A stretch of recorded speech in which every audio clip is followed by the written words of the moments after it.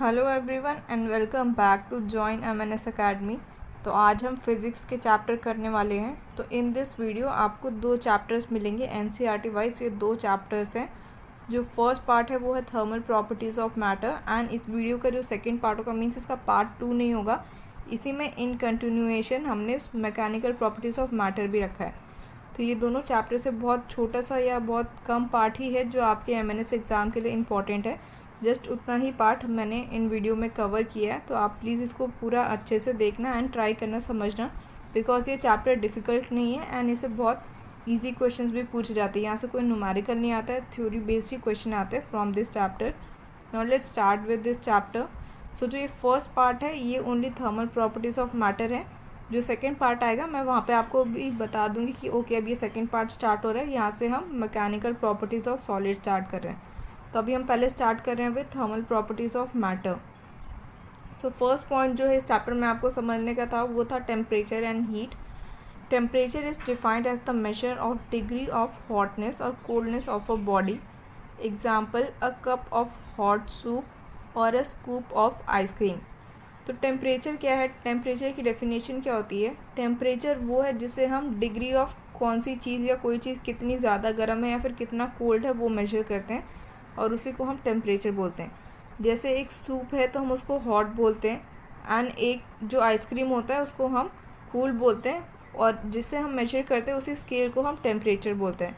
In temperature के बहुत सारे स्केल है, सेल्सियस, फ़ारेनहाइट, ये जो आपने बहुत सारे पढ़े हैं वो हमारे स्केल होते हैं जिससे हम टेम्परेचर को मेजर करते हैं। Next point is heat is the form of energy transferred between two और मोर सिस्टम और a system and its surrounding bye virtue of temperature difference. तो हीट क्या है? हीट जो है वो एक एनर्जी ट्रांसफ़र है। ये जो एनर्जी ट्रांसफ़र होता है ये दो या दो से ज़्यादा सिस्टम के बीच में हो सकता है, और एक हमारा जो सिस्टम है उससे सराउंडिंग में भी हो सकता है। और ये क्यों होता है? बिकॉज जो टेम्परेचर है वो डिफरेंट होता है बिटवीन हमारे सिस्टम एंड सराउंडिंग, या फिर दो सिस्टम के बीच में अगर टेम्परेचर डिफरेंस है तो हमारा हीट एनर्जी जो है वो ट्रांसफ़र होता है। जैसे कि मान लो ये हमारा सिस्टम है, ये ज़्यादा हॉट है एंड इसका जो सराउंडिंग है ये कम हॉट है, तो क्या होगा? हीट जो है वो यहाँ से यहाँ पे जाएगी। तो यही है ट्रांसफ़र ऑफ एनर्जी, को ही हम हीट बोलते हैं। Next is thermal expansion. Thermal expansion is the phenomena of increase in dimension of body due to increase in temperature. तो थर्मल एक्सपेंशन में क्या होता है? कोई भी चीज़ है हमारे पास, कोई भी बॉडी है, उसका साइज़ जो है वो इंक्रीज़ होता है। क्यों इंक्रीज़ होता है? बिकॉज हमने हीट जो है वो इंक्रीज़ कर दी है, उसके वजह से उसका साइज़ इंक्रीज़ हो जाता है, तो उसी को हम थर्मल एक्सपेंशन बोलते हैं। एन एग्ज़ाम्पल क्या है? Example of thermal expansion is the water is cold at the top of lake because it expand and becomes less dense. तो जो वाटर होता है, एक लेक होता है, उसका जो टॉप लेयर ऑफ वाटर है वो एक्सपेंडेड होता है, इसलिए वो लेस डेंस होता है। वो लेस डेंस क्यों होता है? बिकॉज उसका थर्मल एक्सपेंशन हो चुका होता है, जहाँ पे वो टेम्परेचर को यूज़ करके हीट के वजह से फैल जाता है या फिर एक्सपैंड हो जाता है। Next is so when this water freeze it insulates the water below it from the outside, which means cold air is like a blanket. It is because of its property many fish can survive in the water. तो जो upper layer होती है वो क्या होती है? वो वहाँ पे हमारी फ्रीज़ नहीं हुई होती है, उसके बिलो की जो लेयर होती है वो थोड़ी सी फ्रीज़ होती है। इसी की वजह से जो हमारी अपर लेयर है वाटर की, वो जितना भी हीट होता है वो वाटर को प्रोवाइड करता है अंदर की लेयर्स को, जो भी हमारा लेक है वहाँ पे, और अंदर की लेयर्स को जब प्रोवाइड करते हैं इसलिए वहाँ का टेम्परेचर मेंटेन होता है, और जो भी फिशेज़ है वो सारी उस वाटर में इजीली सर्वाइव कर पाती हैं। Next is reason why thermal expansion happens. तो जो ये थर्मल एक्सपेंशन है ये क्यों हो रहा है? When an object is heated particle start moving in random motion and thus average distance between the molecule increases and the result the object appears to be expanded when heated. तो thermal expansion क्यों हो रहा है? हम क्या करते हैं, जब किसी भी ऑब्जेक्ट को हम हीट करते हैं तो जो भी उसमें पार्टिकल्स होते हैं वो एक रैंडम मोशन में आ जाते हैं, कोई फिक्स उनका मोशन नहीं होता। और मोशन फिक्स नहीं होने की वजह से जो एवरेज डिस्टेंस होता है बिटवीन, जैसे मान लो ये हमारा एक सिस्टम है, यहाँ पे बहुत सारे मॉलिक्यूल्स है, अगर ये मूव करते रहेंगे जिगजैग मैनर में या इनका कोई बिकॉज मोशन फिक्स नहीं है, तो जो इनके बीच में जो अभी डिस्टेंस मान लो अगर ये 2 सेंटीमीटर है, अगर ये मूव करता रहेगा तो ये जो एवरेज डिस्टेंस है ये कभी बढ़ेगा कभी घटेगा। इसकी वजह से हमें दिखता है कि जो हमारा सॉलिड है वो एक्सपैंड हो गया जब हमने हीट किया है, और ये हीट जो एक्सपेंशन है वो किसके वजह से, वो ये जो रैंडम मोशन ऑफ मॉलिक्यूल्स है उसके वजह से होता है। Next is when an object is cooled it contracts which is referred as negative thermal expansion. तो अब ये जो हमारा ऑब्जेक्ट था, जब हमने इसको हीट किया था, इसके मॉलिक्यूल्स रैंडमली मूव कर रहे थे जिसकी वजह से एक्सपेंशन हो रहा था। जब ये कूल हो जाएगा तो ये कॉन्ट्रैक्ट हो जाएगा, ये फिक्स हो जाएगा एक पोजीशन पे, तो उस टाइम हम क्या बोलते हैं, ये नेगेटिव थर्मल एक्सपेंशन है। Next is types of thermal expansion, linear expansion, area expansion, volume expansion. जो थर्मल एक्सपेंशन है वो 3 टाइप्स के हैं। तो जो फर्स्ट है वो है लीनियर एक्सपेंशन। तो लीनियर एक्सपेंशन में क्या होता है, यहाँ पे लेंथ बढ़ता है। एरिया एक्सपेंशन में एरिया बढ़ता है, एंड जो वॉल्यूम होता है उसमें वॉल्यूम का चेंज होता है। मान लो जैसे सॉलिड है, आइस है, तो इसका जो अगर हम इसको हीट देंगे तो इसका जो एक्सपेंशन होगा इससे इसका वॉल्यूम बढ़ेगा, बिकॉज जब ये लिक्विड में कन्वर्ट होगा तो इसका वॉल्यूम बढ़ेगा, तो वहाँ पे हम इसका थर्मल एक्सपेंशन देखते हैं। लीनियर एक्सपेंशन होता है सॉलिड्स के केस में, एंड जो एरियल एक्सपेंशन है ये भी हमारे सॉलिड के केस में ही प्रेजेंट होता है। Next is linear expansion. Linear expansion means expansion in length due to increase in temperature. Linear expansion means fractional change in length, how the length is changing with respect to its original length. तो linear expansion में क्या होता है, इसमें हम देखते हैं length में जो चेंज आया होता है उसको, ये यहाँ पे लेंथ का चेंज होता है because of increase in temperature. और ये जो लीनियर एक्सपेंशन है ये बहुत ज़्यादा नहीं होता, ये बहुत थोड़ा सा होता है। और इसमें हम क्या चेक करते हैं, हम इसमें चेक करते हैं कि हमारी जो ओरिजिनल लेंथ थी वो कितनी थी, और आफ्टर एक्सपेंशन जो हमारी न्यू लेंथ है वो कितनी है। तो उसको जब हम सब्ट्रैक्ट करते हैं जो हमारी ओरिजिनल लेंथ थी और हमारी जो अभी न्यू लेंथ है उसको, तब हमारा जो चेंज है उसी को हम लीनियर एक्सपेंशन बोलते हैं। Next is example, automatic water cooler kettle switches off and on when it boils water, metal expand more and have higher value of coefficient of linear expansion। तो ये जो इलेक्ट्रिक केटल होती है उसमें आपने देखा होगा कि वो automatically switch on end of हो जाती है। मींस अगर वाटर जो है एक लेवल तक बॉईल हो गया तो उसमें ऑटो कट हो जाता है एंड वो ऑफ हो जाता है। तो वहाँ पे जो कॉइल होती है उसमें जब हीट ज़्यादा मिलती है उस कॉइल को तो वो कॉइल एक्सपैंड कर जाती है, और जब वो एक्सपैंड कर जाता है तो जो सर्किट होता है एक्सपैंड होने के बाद, चलो ये यहाँ तक टच हो गया, तो जो सर्किट है ये अपने आप ही इसको क्लोज़ कर देता है और धीरे धीरे इसकी लेंथ क्या होती है वो फिर छोटी हो जाती है। अगेन ये हीट को अपने अंदर लेता है और फिर से ये बड़ा होता है, लेंथ में इसका इंक्रीज़ होता है, फिर ये सर्किट तक जाता है। तो ये जो प्रोसेस है ये बार बार होते रहता है, उसी की वजह से वाटर बॉयल होता है इन केस ऑफ केटल्स। तो यहाँ पे यही कहा गया कि जो हम यहाँ पे मेटल यूज़ करते हैं, जिससे हमारी कॉइल बनी है, उसको हम यूज़ करते हैं तो वो मेटल का होता है, बिकॉज मेटल में जो हमारा लीनियर कोफिशिएंट ऑफ एक्सपेंशन है, जो हमारे मेटल की प्रॉपर्टी है ऑफ लीनियर एक्सपेंशन, वो अच्छी है, इसलिए हम मेटल के कॉइल्स यूज़ करते हैं in case of electric kettles. Next is area expansion. Area expansion can be defined as expansion in area due to increase in temperature. In case of area expansion, there is increase in both lengthwise and breadthwise. तो area expansion में क्या है, area expansion में अब हमारा area expand हो रहा है, और एरिया एक्सपैंड हो रहा है बिकॉज ऑफ टेम्परेचर। और एरिया एक्सपेंशन में क्या होगा, यहाँ पे हमारा लेंथ एंड ब्रेथ दोनों इंक्रीज़ होगा। लीनियर एक्सपेंशन में ओनली लेंथ हो रहा था, और अभी जो एरिया एक्सपेंशन है यहाँ पे लेंथ एंड ब्रेथ दोनों होगा, बिकॉज लेंथ इंटू ब्रेथ को ही हम, जब एरिया का हम कोई भी फॉर्मूला निकालते हैं, एरिया का जो फॉर्मूला था इन केस ऑफ रेक्टेंगल लो या स्क्वायर लो, वहाँ पे हम लेंथ एंड ब्रेथ दोनों को यूज़ करते हैं। इसलिए यहाँ पे जो एरिया एक्सपेंशन होगा वहाँ पे लेंथ एंड ब्रेथ दोनों में ही इंक्रीज़ होगा। Next is volume expansion. It can be defined as expansion in volume due to increase in temperature.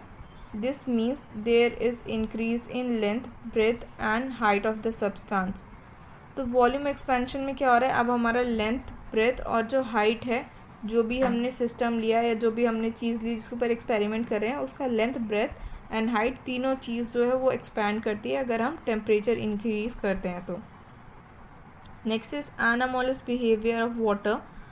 Water show some exceptional behaviour, that is when it is heated at 0 degree C it contracts instead of expanding, and it happens till it reaches 4 degree C The volume of a given amount of water is minimum at 4 degree C, therefore its density is maximum. तो water का एक ये exceptional behaviour है कि जब हम उसको 4 degree C पे लेके जाते हैं, उतना टेम्परेचर पे अगर हम उसको हीट करना स्टार्ट करते हैं 0 डिग्री सेल्सियस पे, 4 डिग्री सेल्सियस तो बाद में आएंगे, पहले 0 डिग्री सेल्सियस पे, तो वो एक्सपैंड नहीं करता है, उस टाइम पे वो कॉन्ट्रैक्ट करता है। तो ये 0 to 4 डिग्री सेल्सियस तक कॉन्ट्रैक्ट करता रहता है, और इस कॉन्ट्रैक्शन की वजह से ही उस टाइम पे जो वाटर की जो डेंसिटी है वो 4 डिग्री सेल्सियस पे मैक्सिमम होती है। तो जितने भी वाटर बॉडीज़ होते हैं, जैसे सीज है या लेक है, जनरली वहाँ पे 4 डिग्री सेल्सियस का टेम्परेचर ही मेंटेन किया जाता है। After 4 degree water starts expanding below 4 degree Celsius, the volume increases, therefore density decreases. This means water has maximum density at 4 degree Celsius. तो जब 4 डिग्री सेल्सियस का जो टेम्परेचर है जब वो इंक्रीज़ होता है, तो उसके बाद जो वाटर है वो एक्सपैंड करना स्टार्ट हो जाता है। इसलिए अगर हमसे ऐसा क्वेश्चन पूछा जाता है कि वाटर की मैक्सिमम डेंसिटी कितने पे होती है, तो वाटर की मैक्सिमम डेंसिटी 4 डिग्री सेल्सियस पे होती है। और ये क्वेश्चन बहुत बार पूछा गया एग्ज़ाम्स में MCQs के फॉर्म में कि वाटर की जो मैक्सिमम डेंसिटी है वो कितने डिग्री सेल्सियस पे है, तो इसका आंसर है 4 degree Celsius. Next is advantages of anomalous behavior of water. Because of this property of water in lakes and pond freezes only at the top layer and bottom it does not. But if the water freezes at the bottom also, then animal and plant life would not be possible. तो ये जो property है जिससे जो हमारा water है वो 4 degree Celsius के बाद ही जाके एक्सपैंड होता है, इस प्रॉपर्टी की वजह से जो पॉन्ड में जो वाटर है या जो लेक्स में वाटर है वो बहुत जल्दी फ्रीज़ नहीं होता। उसकी जो टॉप लेयर है सिर्फ वही फ्रीज़ होती है, बॉटम की लेयर्स जो हैं वो फ्रीज़ नहीं होती है, और वहाँ पे जो भी एनिमल्स और जो प्लांट है वो सर्वाइव कर पाते हैं, बिकॉज जो एनिमल्स एंड प्लांट्स है वो जो वाटर में डिज़ोल्व ऑक्सीजन होता है उसी को यूज़ करते हैं। अगर ये पॉन्ड्स एंड लेक का पानी अगर फ्रीज़ कर जाएगा तो डिज़ोल्व ऑक्सीजन जो भी वहाँ पे ऑर्गेनिज्म है उनके लिए अवेलेबल नहीं होगा, वो मर जाएंगे। तो इन अ वे जो ये 4 डिग्री सेल्सियस है वाटर की डेंसिटी जो मैक्सिमम है उस टाइम पे, ये जो फिनोमिना है ये जो भी हमारे एक्वाटिक प्लांट्स एंड एनिमल्स हैं उनके लिए ये बहुत इंपॉर्टेंट है for their survival. Next is heat capacity. The change in temperature of substance when a given quantity of heat is absorbed or rejected by substance is characterized by quantity called heat capacity of the substance. तो heat capacity क्या है? ये change है एक temperature में, कोई भी एक ऑब्जेक्ट है हमने लिया है तो उसका जो भी चेंज होगा टेम्परेचर में, या तो वो हीट को एब्जॉर्ब करे या तो वो रिजेक्ट करे, अपने अंदर से रिलीज़ करे, तो उसी को हम हीट कैपेसिटी बोलते हैं। एंड हीट कैपेसिटी क्या है, इसको हम एस से डिनोट करते हैं और इसका फॉर्मूला क्या है, del Q by del T. ये जो ट्राइंगल का साइन है इसको हम डेल बोलते हैं। तो ये जो डेल है it means change in heat. तो जैसे यहाँ पे क्या क्या कहा गया कि जो क्वांटिटी है वो हीट एब्जॉर्ब भी हो सकती है, रिजेक्ट भी हो सकती है। तो ये जो क्यू है वो हीट के लिए है, एंड ये जो टेम्परेचर है, ये जो डेल्टा टी है ये चेंज इन टेम्परेचर है। अब जो वो हीट एब्जॉर्ब कर रहा है या वो रिजेक्ट कर रहा है, अपनी बॉडी से रिलीज़ कर रहा है, वो कब होगा, वो टेम्परेचर अगर हम चेंज करेंगे तो उसके वजह से होगा। तो जो हमारी हीट कैपेसिटी है वो हमारा किसके ऊपर डिपेंड करता है, वो डिपेंड करता है टेम्परेचर पे एंड हीट पे। तो ये पूछा जा सकता है कि हीट कैपेसिटी किसके ऊपर डिपेंड करता है, तो वो डिनोट होता है एस से, एंड वो डिपेंड करता है क्यू पे एंड टी पे। तो क्यू जो है वो है heat and T is for temperature. Next is specific heat capacity. Every substance has unique value for the amount of heat absorbed or rejected to change the temperature of unit by mass of it by 1 unit. The quantity is referred to as specific heat capacity of a substance.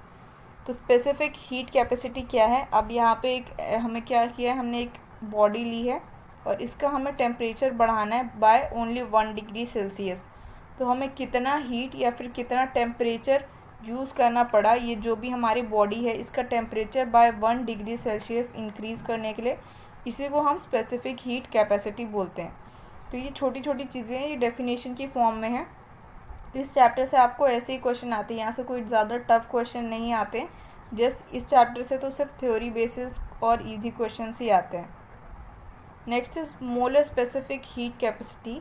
Heat capacity per mole of the substance is defined as amount of heat absorbed or rejected by substance to change its temperature by 1 unit। तो again molar specific heat capacity में भी again हम एक substance लेते हैं और फिर वही चेक करते हैं कि इसका जो 1 मोल है उस 1 मोल सब्सटेंस का हमें अगर temperature by 1 degree Celsius increase करना है तो उसमें हमें कितना चेंज करना पड़ेगा हीट का और टेम्परेचर का, उसी को हम कहते हैं molar specific heat capacity. But यहाँ पे जो मास होता है, इस बार मास हम केजी में लेते हैं। पहले हमने मास के बारे में कोई चीज़ नहीं बात की थी, बट जहाँ भी मोलर चीज़ आती है वहाँ पे हम मास के बारे में हमेशा अकाउंट लेते हैं, इसलिए यहाँ पे मास का यूज़ होगा और उस मास को ही हम इंक्रीज़ करते हैं by 1 unit degree. Next is calorimetry. Calorimetry is made of 2 words. Calorie means heat and metry means measurement, therefore calorimetry is measurement of heat. तो कैलोरीमेट्री जो है यहाँ पे हम क्या करते हैं, हम यहाँ पे यूज़ करते हैं इसको to measure the heat, because जो कैलोरी है उस कैलोरी का मतलब होता है हीट एंड जो यहाँ पे दूसरा वर्ड है मेट्री, उसका मीन्स होता है मेजरमेंट। तो कैलोरीमेट्री वो साइंस है या वो स्टडी है जहाँ पे हम हीट के बारे में पढ़ते हैं और इसको हम यूज़ करते हैं for measuring the temperatures. Next is calorimetry is defined as heat transfer from body of higher temperature to body at lower temperature provided there is no loss of heat to the atmosphere। तो calorimetry में क्या होता है, हम यहाँ पे मानते हैं कि हमारे पास 2 बॉडीज़ हैं। मान लो ये एक बॉडी है A एंड ये जो दूसरी बॉडी है ये B है। तो इनके बीच में कुछ हीट ट्रांसफ़र हो रहा है, बट ये जो हीट ट्रांसफ़र हो रहा है A से जा रहा है। मान लो ये जो A है ये हायर वाला है, इसमें ज़्यादा हीट है, इसका जो है ये 11 डिग्री सेल्सियस है और ये सिर्फ ओनली 1 डिग्री सेल्सियस है। तो जो 11 डिग्री सेल्सियस है उससे हीट जाएगा 1 डिग्री सेल्सियस में, और जो हीट होगा वो दोनों में उसके बाद इक्वल हो जाएगा, और थोड़ा सा भी जो हीट है वो एटमॉस्फेयर में डिसअपेयर नहीं होगा या फिर वहाँ पे लॉस नहीं होगा। Principle of calorimetry is heat lost by one body is equal to the heat gain by another body. तो जो कैलोरीमेट्री है इसका प्रिंसिपल क्या है कि जो एक बॉडी हीट लॉस कर रही है वो पूरा जो दूसरी बॉडी है वो गेन करेगी, थोड़ा सा भी जो हीट है वो एटमॉस्फेयर में लूज़ नहीं होगा। और जो डिवाइस यूज़ किया जाता है जिससे हम ये जो मेजरमेंट कर रहे हैं कि कौन सी हीट कहाँ से किस बॉडी से हीट हमारी जा रही है, कौन सी बॉडी एब्जॉर्ब कर रही है, उस इंस्ट्रूमेंट को हम कैलोरीमीटर बोलते हैं। CALORIMETER। ये जो कैलोरीमेट्री है बस उसमें यहाँ पे एक टर्म हटा दिया गया है और इसको कैलोरीमीटर इसका नेम रखा गया है, जिस डिवाइस से हम हीट को मेजर करते हैं जो एक बॉडी लूज़ कर रही है और दूसरी बॉडी गेन कर रही है। तो अब यहाँ से हमारा स्टार्ट होगा मैकेनिकल प्रॉपर्टीज़ ऑफ सॉलिड। जो ये लास्ट चैप्टर था इसमें से सिर्फ इतना ही पार्ट जो है वो इम्पॉर्टेंट है, और स्पेसिफिकली वो जो 4 डिग्री सेल्सियस ऑफ वाटर है वो ज़्यादा इम्पॉर्टेंट है, तो उस चीज़ को अच्छे से समझना। एंड अभी हम इसका जो सेकेंड पार्ट है वो स्टार्ट करते हैं, solid and their mechanical properties. Mechanical properties of solid describe characteristics such as their strength and resistance to deformation. तो मैकेनिकल प्रॉपर्टीज़ में हम क्या पढ़ेंगे, सॉलिड की, और इस चैप्टर में हम सॉलिड की मैकेनिकल प्रॉपर्टीज़ पढ़ रहे हैं। तो सॉलिड की मैकेनिकल प्रॉपर्टी में क्या आता है, फर्स्टली जो आता है वो स्ट्रेंथ आता है, और उसका रेसिस्टेंस कि उसकी जो शेप है उसको वो हम चेंज ना कर पाए। एक तो स्ट्रेंथ में वो बहुत स्ट्रांग होता है, और जो उसका शेप होता है वो भी बहुत फिक्स होता है, उसको हम ईज़िली एक शेप से दूसरी शेप में चेंज नहीं कर सकते हैं। It describe about the ability of an object to withstand the stress applied to the object also resist changing their shape। तो यहाँ पे क्या हम पढ़ेंगे, यहाँ पे हम एबिलिटी चेक करते हैं जो भी हमारा ऑब्जेक्ट है कि उसके ऊपर अगर हम बाहर से एक्सटर्नल फोर्स लगा रहे हैं, उसी को हम स्ट्रेस बोल रहे हैं, एक्सटर्नल फोर्स को। तो हम कितना स्ट्रेस अप्लाई करते हैं तो वो ऑब्जेक्ट अपनी जो भी शेप है उसको ईजिली चेंज नहीं करता, रेसिस्ट करता है चेंज इन इट्स शेप। उसी को हम deformation and strength of the solids में अभी हम चेक करेंगे। For example, objects such as clay can be easily deformed, so they have less resistance to deformation, but objects like iron don't change their shape easily. When heat, they change their shape, which means they have very high resistance to deformation। तो यहाँ पे example लिया गया है clay का। तो जो clay है वो इजीली अपनी शेप चेंज कर सकता है। इट मीन्स कि उसके पास जो रेसिस्टेंस है अपनी शेप को चेंज करने के लिए वो बहुत कम है। बट अगर हम सॉलिड की बात करते हैं, कोई आयरन है या फिर कोई सॉलिड की चीज़ है, मान लो एक ग्लास है ले लो जो आयरन का होता है, तो उस ग्लास के ऊपर अगर आप बाहर से फोर्स लगाओगे तो वो इजीली जो शेप है वो चेंज नहीं करेगा, और शेप इजीली चेंज नहीं करेगा इसका मतलब उसके पास हाई रेसिस्टेंस है डिफॉर्मेशन के अगेंस्ट। डिफॉर्मेशन वो है जो आप बाहर से फोर्स लगा रहे हो उसकी शेप को चेंज करने के लिए। देन नेक्स्ट है मैकेनिकल प्रॉपर्टीज़। तो जो सॉलिड्स होते हैं उनके पास कुछ प्रॉपर्टीज़ है जिसको हम मैकेनिकल प्रॉपर्टीज़ में स्टडी करेंगे। तो वो जो फर्स्ट है वो है elasticity. Elasticity is a property by virtue of which original shape is regained once the external force is remove.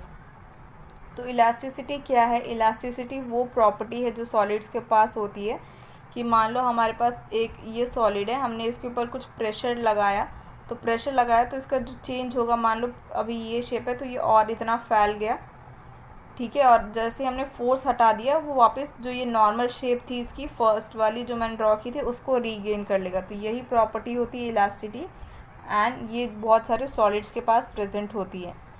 This means it tell us how much elastic a body is. तो elasticity से हमें पता चलता है कि एक body जो है वो कितनी इलास्टिक है, मीन्स उसके पास कितना पावर है कि अगर हम फोर्स हटा दे रहे हैं तो वो अपनी नॉर्मल शेप को रीगेन कर ले रहा है। For example a spring, if we stretch a spring it changes its shape and when the external force is remove spring come backs to its original position. तो ये एक स्प्रिंग का example दिया है कि जो स्प्रिंग होती है हम उसको जब फोर्स लगाते हैं, खींचते हैं, तो उसकी जो शेप है वो चेंज हो जाती है, और जैसे हम जो एक्सटर्नल फोर्स उस पर लगा रहे थे वो हटा देते हैं तो वो नॉर्मल पोजीशन पे आ जाती है। तो ये हमारे बहुत सारे सॉलिड्स के पास भी प्रॉपर्टी होती है कि जैसे हम फोर्स हटा देंगे वो अपनी नॉर्मल शेप पे आ जाएंगे, एंड इसी प्रॉपर्टी को इलास्टिसिटी बोलते हैं। Next is plasticity. Plasticity is reverse of elasticity.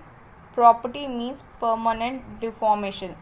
तो प्लास्टिसिटी क्या है? ये ऑपोजिट है इलास्टिसिटी का। तो इलास्टिसिटी में हम देख रहे थे कि अगर हमने बाहर से फोर्स हटा दिया तो वो अपनी नॉर्मल जो शेप थी उसको रीगेन कर ले रहा था, पर जो प्लास्टिसिटी में होता है इसमें क्या होता है कि इतना फोर्स लगाया जाता है कि जो उसकी नॉर्मल शेप थी उसको वो रीगेन कर ही नहीं पाता है, उसकी परमानेंट डिफॉर्मेशन हो जाती है, उसी को प्लास्टिसिटी बोला जाता है।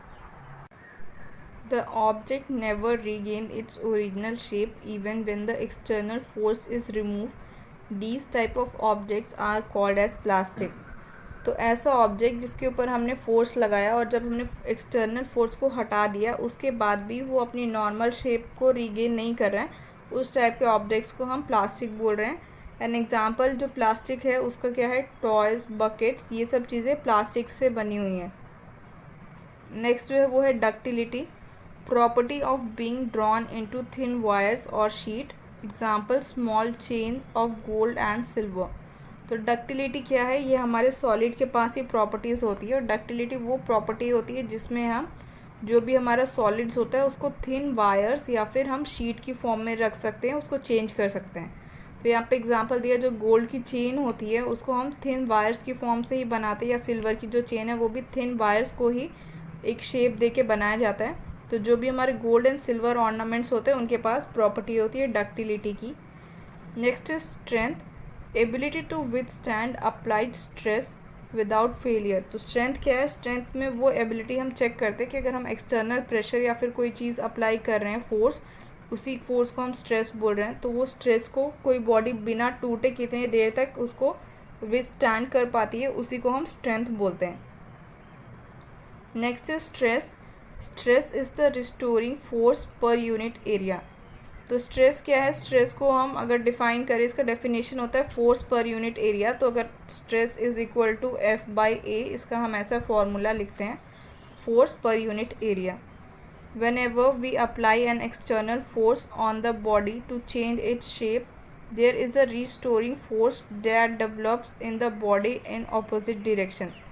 तो कोई भी हमारे पास बॉडी होती है, जब हम उसके ऊपर एक्सटर्नल फोर्स अप्लाई करते हैं तो उस बॉडी के पास उस फोर्स को अपने ऊपर से हटाने के लिए उस फोर्स के ऑपोजिट डायरेक्शन में एक और फोर्स लगाता है, उस फोर्स को हम रिस्टोरिंग फोर्स बोलते हैं।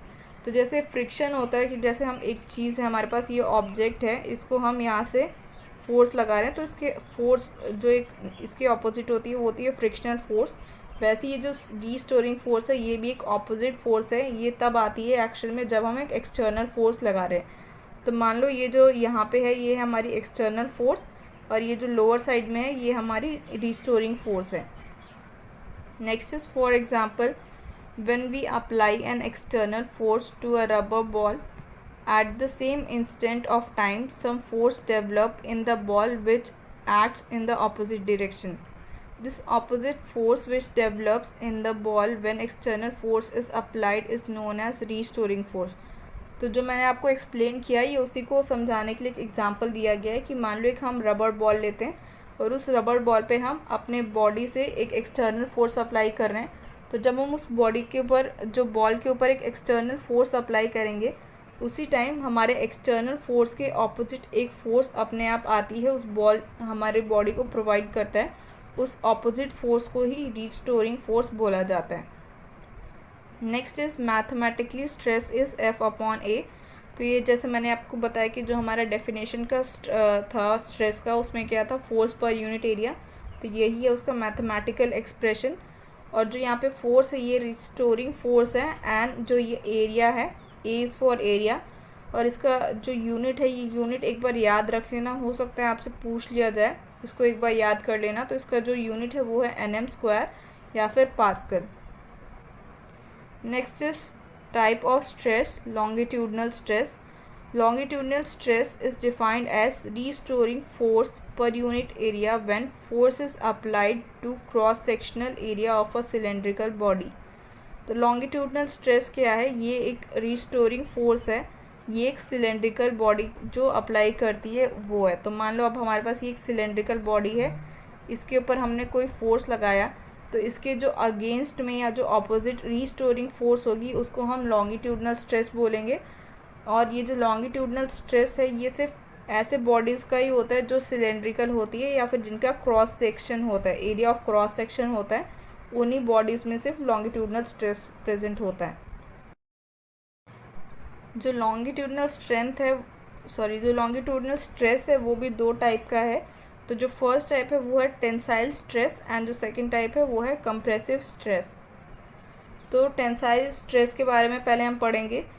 Tensile stress is longitudinal stress when the length of cylinder increases. For example, when force is applied to both sides of the cylinder gets stretched. As a result, there will be increase in its length. तो tensile stress में क्या होता है कि जो longitudinal stress है उसके वजह से जो सिलेंडर है उसका सिर्फ लेंथ इंक्रीज़ होता है। मान लो अब ये हमारा सिलेंडर था, हमने इसके दोनों इस एंड पे और इस एंड पे हमने फोर्स लगाया और इसको हमने ऐसे खींचा, दोनों तरफ से हम इसको खींच रहे हैं। तो खींचेंगे तो उसकी वजह से क्या होगा, इसका लेंथ इंक्रीज़ होगा। और जो स्ट्रेस लगाने की वजह से अगर लेंथ इंक्रीज़ होता है उस टाइप के स्ट्रेस को हम टेंसाइल स्ट्रेस बोलते हैं। Next is compressive stress. Compressive stress is longitudinal stress where force is applied to compress the cylinder. तो कंप्रेसिव स्ट्रेस में क्या है, अब हमने क्या किया, फोर्स अप्लाई किया, दोनों तरफ से इनवर्ड फोर्स अप्लाई किया, जिसके वजह से इसकी लेंथ जो है वो डिक्रीज़ हो रही है, और डिक्रीज़ हो रही है इसलिए इसको हम कंप्रेसिव स्ट्रेस बोल रहे हैं। कंप्रेस करने की वजह से जो स्ट्रेस आया that is compressive stress. Next is hydraulic stress. Hydraulic stress is restoring force पर unit area when force is applied by fluid on the body. तो हाइड्रोलिक स्ट्रेस क्या है, अगेन ये भी फोर्स रिस्टोरिंग फोर्स पर unit area है, but इस बार जो फोर्स है वो एक फ्लूइड के वजह से यहाँ पे प्रेजेंट होता है। तो जो स्ट्रेस एक फ्लूइड के वजह से प्रेजेंट है उस स्ट्रेस को हम हाइड्रोलिक स्ट्रेस बोलते हैं। नेक्स्ट जो है वो है strain. Strain is measure of deformation representing the displacement between particles of the body to reference length. तो स्ट्रेन में क्या होता है, यहाँ पे डिस्प्लेसमेंट होता है या फिर चेंज होता है एक पार्टिकल में उसकी बॉडी में, जहाँ पे हमारा लेंथ जो है वो चेंज होता है। तो स्ट्रेन की वजह से हमने मान लो यहाँ पे फोर्स लगाया, तो पहले अगर इस बॉडी का लेंथ अगर 2 सेंटीमीटर है तो बाद में आफ्टर स्ट्रेन इसका जो लेंथ है ये 4 सेंटीमीटर हो जाएगा। तो ये जो लेंथ में चेंज होता है इसी को हम स्ट्रेन बोलते हैं। एंड मैथमेटिकली स्ट्रेन को हम कैसे लिखते हैं, तो that is delta L. Delta L is means change in length, जो हमारा ये बाद में हुआ ये सेकेंड वाले ऑब्जेक्ट में, और ये जो हमारा फर्स्ट वाला ऑब्जेक्ट है इसको हम एल से डिनोट करते हैं। Next is for example if we have metal beam and we apply force on both sides, shape of the metal beam get deformed. This change in length for deformation or known as strain. तो जैसे मैंने यहाँ पे दिखाया कि हमारे पास rod थी, हमने इस पर फोर्स लगाई दोनों एंड से। ये दोनों एंड से फोर्स लगाने की वजह से इसमें क्या हुआ, इसकी जो हमारी शेप थी वो चेंज हो गई एंड लेंथ जो थी वो भी चेंज हो जाएगी। तो ये जो चेंज होगा उसी को हम स्ट्रेन बोलते हैं। नेक्स्ट जो है वो है हुक्स लॉ। ये हुक्स लॉ जो है ये थोड़ा सा इम्पॉर्टेंट है, इसको आप नोट्स में लिख के रखना। Hooke's law states that within the elastic limit stress developed is directly proportional to the strain produced in the body. तो ये हुक्स का लॉ है। उन्होंने क्या कहा कि अगर एक बॉडी है, अगर हम उसके इलास्टिक लिमिट में, मीन्स एक हमारे पास फोर्स होती है, हम मान लो हमारे पास ये एक बॉडी है, इस पर हम 10 न्यूटन की फोर्स लगा रहे हैं, तब तक क्या हो रहा है कि ये अपनी इलास्टिसिटी को गेन कर पा रहा है। मीन्स अगर हमने 10 न्यूटन की फोर्स लगाई तो जिसका शेप चेंज हो रहा है उसके बाद वो अपनी ओरिजिनल शेप पे रीगेन कर ले रहा है। बट अगर हम इस पर 11 न्यूटन की फोर्स लगाएंगे तो फिर ये अपनी इलास्टिसिटी को गेन नहीं कर पाएगा, ये सिर्फ उसके बाद ये प्लास्टिक बॉडी बन जाएगा। तो जो प्लास्टिक बॉडी जब ये बन जा रहा है तो उस स्ट्रेस लिमिट को ही हम, इलास्टिक लिमिट को हम बोले कि इलास्टिक लिमिट एक्सीड कर रही है, उसके बाद वो अपनी शेप चेंज कर ले रहा है। तो यहाँ पे वही बोला गया कि जो हमारे पास ये बॉडी है उसकी जो स्ट्रेस लिमिट है, तब तक अगर हम जितना भी अप्लाई कर रहे हैं उसके ऊपर स्ट्रेस, तो वो डायरेक्टली प्रोपोर्शनल होता है स्ट्रेन के। तो स्ट्रेन क्या है, वो है change in length upon original length. According to Hooke's law, if strain increases the stress will increase and vice versa. तो इससे हम ये भी बोल सकते हैं कि जो स्ट्रेस है वो डायरेक्टली प्रोपोर्शनल है स्ट्रेन के। मीन्स जो जितना ज़्यादा हम स्ट्रेस लगाएंगे उतना ज़्यादा हमारा जो लेंथ का चेंज है वो होगा। Next is the Hooke's law is applicable to all elastic substances, it does not apply on plastic deformation. तो जो स्ट्रेस है वो जितने भी हमारे इलास्टिक ऑब्जेक्ट हैं उन पे ही एप्लीकेबल होता है, प्लास्टिक बॉडीज़ पे एप्लीकेबल नहीं होता है। ये यहाँ पे हमारा एक्सप्रेशन है कि हम इसको कैसे लिखेंगे। अगर मैथमेटिकली लिखना चाहेंगे तो stress is directly proportional to strain, and यहाँ पे जो हमारा प्रोपोर्शनैलिटी कांस्टेंट है उसको हटा के हमने के लिखा है, और के को हम क्या बोलते हैं, modulus of elasticity. Next is modulus of elasticity. Elastic modulus is ratio of stress and strain. तो यहाँ पे ये जो बोला गया है ये आप देख सकते हो कि अगर हम इस के को यहाँ पे ही छोड़ दें और स्ट्रेस अपॉन स्ट्रेन कर दें, STRAIN इसको, तो ये हो जाएगा के इक्वल। तो यही जो हमारा फर्स्ट पॉइंट है लिखा गया है कि जो हमारा इलास्टिक मॉड्यूलस है वो है ratio of stress and strain. ऊपर स्ट्रेस है एंड नीचे स्ट्रेन है, तो जो हमारा के है प्रोपोर्शनैलिटी कांस्टेंट या फिर मॉड्यूलस ऑफ इलास्टिक, वो इक्वल टू है ratio of stress and strain. Elastic modulus is characteristic value of each material. This means gold will have specific value of elastic modulus and rubber will have specific value of elastic modulus etc. तो ये जो elastic modulus है ये एक value होती है, ये हर material की डिफरेंट होती है। जैसे गोल्ड है, गोल्ड हो सकता है कम इलास्टिक हो, अगर हम एक रबर बैंड देखें तो उसकी इलास्टिसिटी वैल्यू जो है या जो इलास्टिक मॉड्यूलस है वो ज़्यादा होगा, बिकॉज उसके पास प्रॉपर्टी जो है अपनी बॉडी की शेप को रीगेन करने की, वो एक रबड़ में ज़्यादा है कंपेयर टू अ गोल्ड। ये यहाँ पे फॉर्मूला लिखा गया है अगेन कि जो इलास्टिक मॉड्यूलस का जो फॉर्मूला है वो क्या है, तो वो है stress upon strain. Next is types of elastic modulus. जो इलास्टिक मॉड्यूलस है वो 3 टाइप के हैं। जो फर्स्ट है वो है Young's modulus, second is shear modulus, and जो थर्ड वन है वो है बल्क मॉड्यूलस। तो फर्स्ट जो है वो है Young's modulus. Young's modulus is derive from name of scientist who defined it. It is the ratio of longitudinal stress to longitudinal strain. तो यहाँ पे क्या है, जो यंग्स मॉड्यूलस है, यहाँ पे जो यंग नेम है ये उन साइंटिस्ट का नेम है जिन्होंने इसको डिराइव किया था। तो यंग्स मॉड्यूलस को हम डिनोट करते हैं वाई से। और जैसे हमारा क्या था, मॉड्यूलस जो था इलास्टिक मॉड्यूलस, उसका फॉर्मूला क्या था, स्ट्रेस अपॉन स्ट्रेन। तो यहाँ पे भी स्ट्रेस अपॉन स्ट्रेन ही यूज़ किया जाता है, बट यहाँ पे हम लॉन्गिट्यूडनल स्ट्रेस को या फिर लॉन्गिट्यूडनल स्ट्रेन को मेज़र करते हैं। तो वाई जो है या जो यंग्स मॉडुलस है वो क्या है, वो है longitudinal stress to the ratio of longitudinal strain. और लॉन्गिट्यूडनल स्ट्रेस को हम सिग्मा से डिनोट करते हैं एंड जो लॉन्गिट्यूडनल स्ट्रेन है उसको हम एप्सिलॉन से डिनोट करते हैं। ये यहाँ पे हमारा फॉर्मूला है, ये जो ऊपर यहाँ पे फॉर्मूला है ये हमारा स्ट्रेस का है एंड ये जो है नीचे हमारा स्ट्रेन का फॉर्मूला है। देन जो यहाँ पे यूनिट है इसकी हमारे यंग्स मॉडुलस की वो है nm² एंड या फिर इसको हम पास्कल से भी डिनोट कर सकते हैं। Next is Young's modulus application. In industrial construction, steel is preferred over copper. The reason behind this is steel is more elastic than copper. तो आपने देखा होगा जितना भी कंस्ट्रक्शन होता है बिल्डिंग्स वगैरह का, वहाँ पे हम जनरली स्टील यूज़ करते हैं, वायर यूज़ नहीं किया कॉपर की जो रॉड्स होती है वो नहीं यूज़ की जाती है। जो स्टील होता है वो ज़्यादा इलास्टिक होता है, तो ज़्यादा इलास्टिक होने की वजह से अगर उसमें जो डिफॉर्मेशन आती है थोड़ी बहुत, तो उसको वो ईज़िली अपनी ओरिजिनल पोजीशन में वापस चला जाता है, इसलिए हम स्टील को यूज़ करते हैं। तो ये जो यंग्स मॉडुलस है इसी से हमारे जितने भी मेटल्स हैं इनकी सबकी हमें वैल्यूज़ मिलती है कि ओके कौन सा हमारा जो स्टील है वो ज़्यादा इलास्टिक है, या जो कॉपर है वो कम इलास्टिक है, या जो हमारा गोल्ड है उसकी इलास्टिसिटी कितनी है। तो जो फर्स्ट एप्लीकेशन है and the most important application है वो यही है। Then second point is if there is a slight deformation in steel due to contraction and expansion, it will come back to its original position. Steel is preferred over copper to construct bridges. So ये extended point ही है जो मैंने आपको explain किया कि जो हमारा steel है अगर उसके ऊपर थोड़ी सी एक्स्ट्रा स्ट्रेस एंड स्ट्रेन आता है, longitudinal stress and longitudinal strain, तो जो भी है वो इजीली उसको अगेन अपनी ओरिजिनल पोजीशन को रीगेन कर सकता है उस एक्सपेंशन या फिर कॉन्ट्रैक्शन को रिमूव करके। इसलिए स्टील को यूज़ किया जाता है जनरली टू कंस्ट्रक्ट ब्रिजेस वगैरह के लिए। अगर हम कॉपर यूज़ कर देंगे तो क्या होगा कि जो डिफॉर्मेशन आ गया है तो वो डिफॉर्मेशन जो है वो जल्दी जाएगा नहीं, और हमारी जो शिप या जो भी बिल्डिंग फॉर्म हुई है वो ज़्यादा टाइम तक स्टे नहीं कर पाएगी, वो जल्दी ही टूट जाएगी।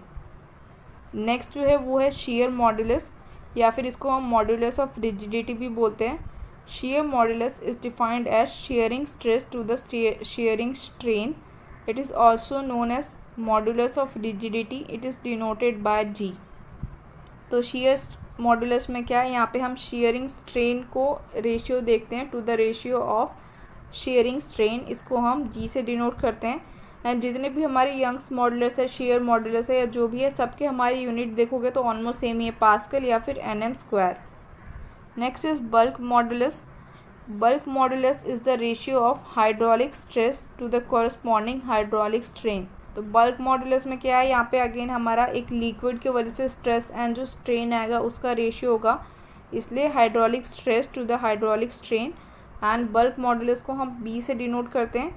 ये फॉर्मूला है बल्क मॉडुलस का कि अगर हम इसे डिनोट करना है तो कैसे डिनोट करेंगे, तो ये है -P/del V/V। तो ये जो P है ये हाइड्रोलिक स्ट्रेस एंड जो del V/V है ये hydraulic strain, means change in volume by volume जो हमारा अर्लियर था।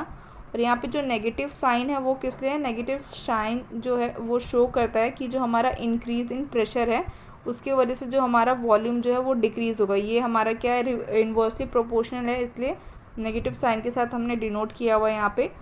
और जो SI यूनिट है अगेन यहाँ पे nm² या फिर पास्कल होता है। Lastly thank you for watching this video. ये 2 चैप्टर थे, इनसे बहुत कम कंटेंट है जो पूछा जाता है, बट जो भी है वो इम्पॉर्टेंट है। जैसे ये यंग्स मॉडुलस है या जो स्ट्रेस स्ट्रेन है, जो छोटी छोटी चीज़ें हैं। एंड जो उससे पहले जो चैप्टर था थर्मल प्रॉपर्टी का, वहाँ पे जो भी हमारा 4 डिग्री सेल्सियस से कॉन्सेप्ट है वो बहुत इंपॉर्टेंट है। तो उन पार्ट्स को आपको बहुत अच्छे से समझने की कोशिश करनी है।